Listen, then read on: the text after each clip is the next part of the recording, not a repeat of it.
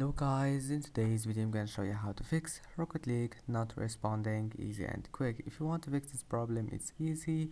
All you need to do is just click your Windows key and R, and that's it. And now just type here,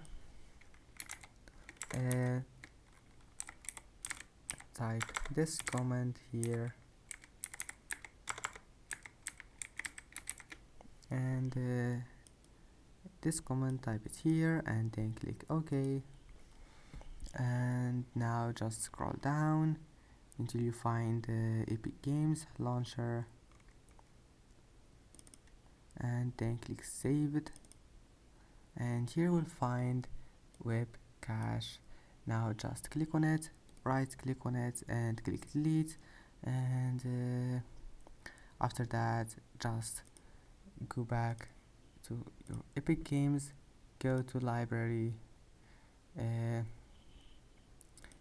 wait